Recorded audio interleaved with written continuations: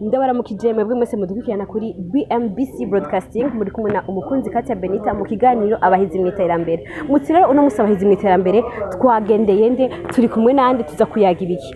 Twagende umuntu akora amashurwe canke umu fleuriste tugira tuvugane kuvyerekeye akazi kiwe aho yatanguye ahageze ngene vyifashe nimugumane nanje ndabibutsa cane gukora subscribe kuri YouTube yacu ariyo BMBC Broadcasting, Facebook yacu BMBC Broadcasting,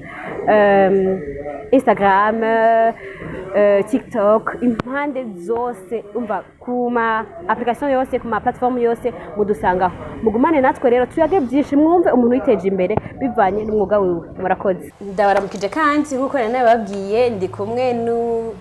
mu kirundi bavuga umuntu akora amashugwe mu gifaransa bwo mu fleuriste. Reka nshobore kumuhikaze dushoboye kuganira byinshi kuvyerekeye umwuga wiwe mu kiganiro cacu abahizi mu iterambere. Ndakuramukije.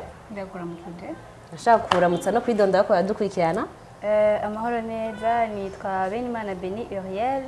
Hama nkuko yabivuze ndumuhora amashugwe. Mu fleuriste. Mu kirundi biragoye gushobora kuvuga icyo. Mu kirundi nibaza ko iryo jambo atari hari. Umunyamashugwe. Ukora amashugwe.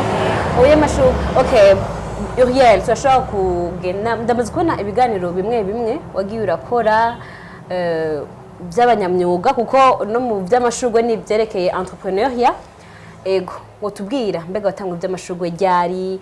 iciyumviro cavuye he kuki amashugwe no kuki Antoine ni Shama Flowers. Kuki Shama Flowers? Ibyo gukora amashugwe nabitanguye nuvuga ngo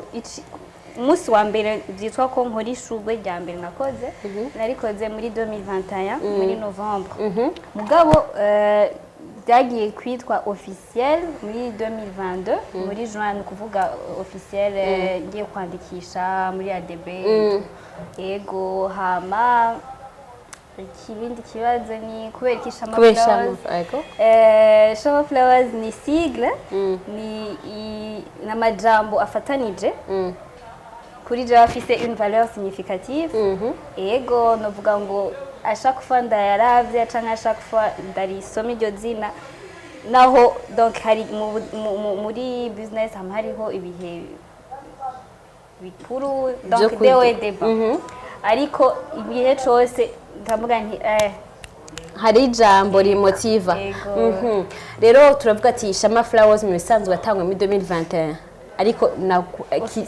officiellement yatanguye 2022. Ariko mu bisanzwe wambwiye ati umunsi wa mbere akora ishugwe ariko nigeze umbwiye ati gutangura ishugwe kubikora nk'umwuga kuko umuntu ashobora gusanga azi byinshi. Washobora gusanga uzi nko kwandika ukabona byese cyangwa ushobora gusanga uzi nk'ibindi bintu byinshi bitandukanye kuko wahisemo kubandanya gushika naho urinze ukora ikibanza cyo gukoramo ico gikorwa gusa nubwo ntabari igikorwa gisanzwe abari ikintu washizemwo umwete washizemwo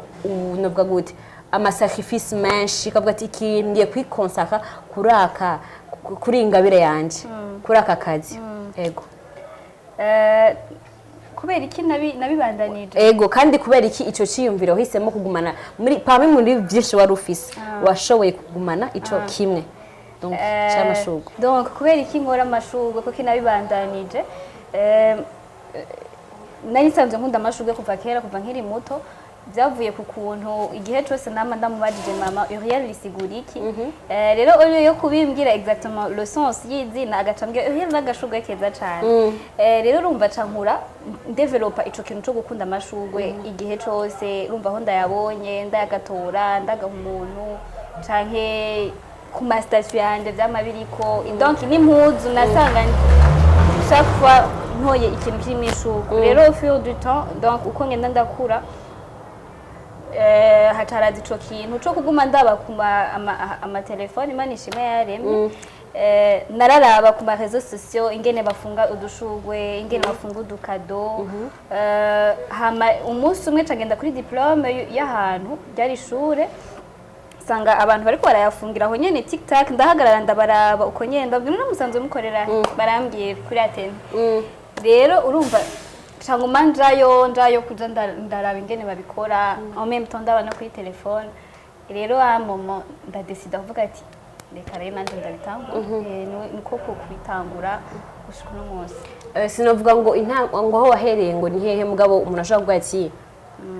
naraha anye muri 2022 naraha ubunye dufate ku myaka dufate ya 2021 Novembre dufate ati guhera muri 2022 gushika Shama Flowers yashoboye kunshikana kuri ibi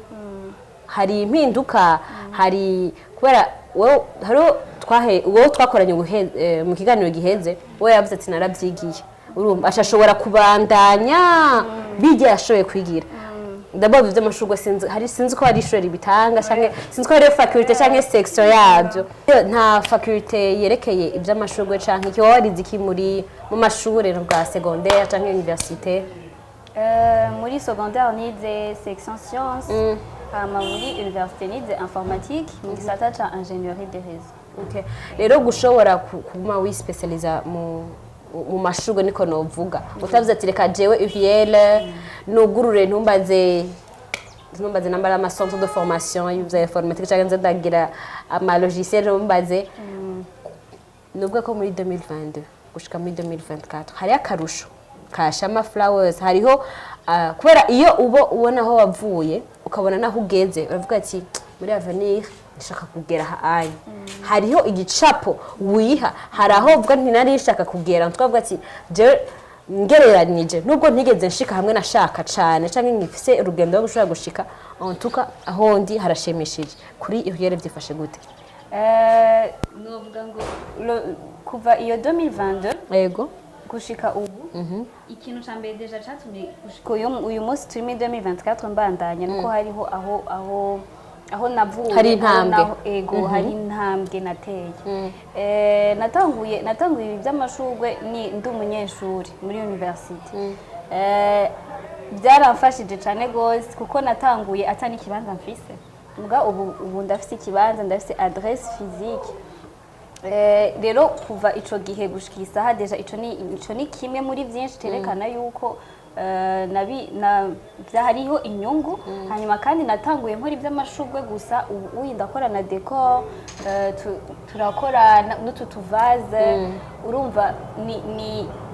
igihe cyose hama hariho akarusho ego hama ikindi kibazo cari intambwe kweki washimye kuguma mu mashurwe cyane niho wonye hari akarusho kuruta wonye ko warataye umwanya muri informatique canke byose birakompletana oya sinataye umwanya kuko iby'amashurwe navuze yuko ni ikintu nakuze niyumvamo hanyuma kandi nta n'ishuri rihari yo kubyiga ni nka kurya ushobora kuvuga ati ndakunda cafe hanyuma ukadevelopa nyene iyo patience et amour du café ukashaka kumenya café bayirima gute café hama un moment ukavuga ati reka nanje rero nze nda produire le café ushobora kuvuga ati ndayitere ushobora kuvuga ati ndayidandaze c'est un peu ça mugabo aussi nivyo bindi byo kwiga informatique ni yindi côté bimwe uvuga ati ni ndafise iyindi donc umuntu mu buzima yamafise ama centre d'intérêt menshi ugasanga urakunda cafe sinzi ko ndayikunda urakunda cafe urakunda cafe urakunda amashurwe mbwa ushafise n'ikintu ushaka kudevelopa kote y'ubumenyi etu ego kandi n'ivya informatique sinabireze birakompletana kuko turakora ama carte de vœux donc le design ndayikora yazo conception yabyo turafite ama réseaux sociaux ya Shama Flowers donc ibyo byose ni ya informatique bitera bibandanya muri kino kiganiro two tuhungukira byinshi urumva yuko ibyo wize muri nabwo mu mashuri birashaka kugufasha no mu bindi ugabona ibintu mengo ntibisa muga bigakompletana ninde yarazi ko mu by'amashurwe ho kwinjira mu design ninde yarazi ko mu mashurwe ushobora gukora ibyo by'ama carte de vœux sinzi urumva nico gituma kizira gushobora kuneglige ikintu umuntu gushobora kudevelopa impano ufise je ndakunda cyane ikiganiro cacu abahizi mu iterambere umuntu wese ashoboye kudevelopa nuvuga gute competence canke ico ashoboye cose akakidevelopa mu byo akora arabona yuko hariyo impinduka nk'uwo bamvuga uyo twakoranye mu kiganiro giheze nguma ndabivuga kubera abatumire bacu bagenda buzuzanya wewe ibyo wize byagufashije gushobora kubandanya ugasanga ubikoze no mashugwe nawe ibyo yize mu ishuri yarabiba umva donc ibyo yize nibyo yabandanije byo bisanzwe bisa ariko wowe ntibisa muga byagiye guhurira ego byagiye gusanga bihuriye ahantu ego twe turasoza iganiro cacu nka message y'umujene entrepreneur ego nibwo ahe butumwa Uriel woha abo mwiganye canke woha umuntu wari we wese uko benshi turiga tukaba tubisizaho bikango dushobora kudevelopa cha kintu kiri muri twebwe tugatinya peut-être kubera société tugatinya peut-être kubera ama conditions ntatworohereza ni yahe message message notanga ni d'abord ku muntu wese yaba muto canke mukuru kirazira kunegija ikintu kidudubiza mu mutima wawe kirazira kukinegija ashaka fa uzokumva ko hariho ikintu donc wumva yuko kiragu iyo ukirimwo kiragutuma uba wewe donc uba meilleur canke urumva ko kinezererewe ntukinegrije kuko ico nyene ico gishobora kugutuma ushika kure je nabye nkunda amashugwe kandi sinigeze ndengrije vraiment kuyagira sinari nzi ko umunsi umwe yombera umuga sinzi ko umunsi umwe nokuramo amavuta yo kwisiga sinzi ko umunsi umwe nokuramo déplacement mugabo uyu munsi aramfasha anashikanye aho ngeze ubu rero uri umujana cyangwa ukuze urafise aga patient urafise coup de cœur ufise muri wewe ntukayineglige peu importe ico ukora la fois passée ndavugana n'umugenza dandaza impuzu arambwiye ati je kuva kera namye nkunda ibintu vyo kwa donc fashion kwambara gutora udustyle tw'abantu kandi yize ibintu umva ataho bihuriye na fashion mugabo urumva ubu nawe nyene nivyo akora rero bisigura ngo ntihagire ikintu na kimwe ushobora kunegirija muri ico ukora peu importe ivyo uba wiga bibandanye bikore hama mu vyerekeye akazi kugira ngo umuntu ashobore kugura icizere hagiye biragoye gushobora nubwo gute kuganya confiance y'umuntu wabigenjeje gute cyangwa ubigenza gute sinovuga ngo hari ikintu kinini nkora mugabo uko biri kose nuko umuntu arabona le produit umuhaye donc arakurondera akaba yakwizera akakubwira ati nkorera iki nawe utegerezwa kuba uri sûr yuko ico kintu wamwemereye ko umuha uza kumuha exactement la même qualité rero ikintu ca mbere nkorerako ni kuri qualité ya produit nimba ndakwemera ati ndaguha une rose rouge nziza iri toute fraîche ndagerageza nkayirondera iri toute fraîche exactement atayihari ndakubwira ati nukuri ntayihari rero ico nibaza ko ari ico ca mbere gituma umuntu agarda confiance kandi ukabona ufise na credibilité ejo akazogaruka akakuzanira n'abandi hanyuma kandi ngira ko kaze muze murabe ivyo Shama Flowers zitanga turagira amashugwe turakora amashugwe naturel turadandaza ama vase artificiel yo mu mazu yo mu mabureau turagira ayo artificiel muca muyarangura hanze akorerwa no mu Burundi cyane ego hari yakorerwa mu Burundi n'ayakorerwa donc ayo turangura hanze rero aratandukanye hariho nkayo dukoresheje amacupa y'imivinyo canke izindi recipients zitandukanye canke inyuzi effectivement ego turadandaza